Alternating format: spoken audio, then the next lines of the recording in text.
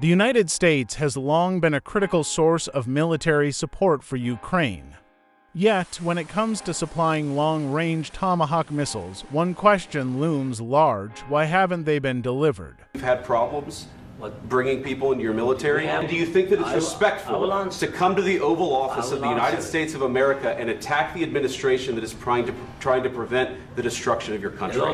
During the war, everybody has problems. Even you, but you have nice ocean and don't feel now, but you will feel it in the future. Or don't tell us what we're going to feel. I'm not telling you. You're in no position to dictate what we're going to feel. Very good. Feel influence. We're going to feel very good and very strong. You're right now not in a very good position.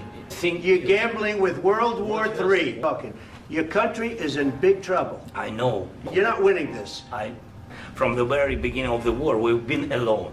Thanks you haven't in been this alone. cabinet. You haven't been alone. In this cabinet. We gave you, through this stupid president, $350 billion. If you didn't have our military equipment, this war would have been over in 2 weeks. In 3 days, I heard it from Putin. Something maybe new. Less. In 2 years. It's going to be a very hard thing to do business like this. I tell you. During a 2025 White House meeting, Zelensky pressed for long-range strike capability. Some observers note moments of tension in that encounter. President of the United States Donald Trump stated, "Don't be ungrateful." Accept that there are disagreements, and let's go litigate those disagreements rather than trying to fight it out in the American media when you're wrong. You see, I think it's good for the American people to see what's going on. You have to be thankful. In the shadow of high-stakes geopolitics, one question remains: how much do human relationships affect decisions with global consequences? Foreign military aid must be judged on operational need and strategic effect, not personal chemistry. Public scenes of friction between leaders, locked in headlines, risk what could be a matter of national security on personal feelings. Tomahawk cruise missiles are long-range precision weapons capable of striking strategic targets hundreds to more than 1,000 miles away. Their range would, in theory, allow strikes deeper into Russian territory. If aid is withheld because Zelensky was rude and ungrateful, Ukraine, not a NATO member but a dependent recipient, would instantly become the beggar in a conflict where time and material determine survival.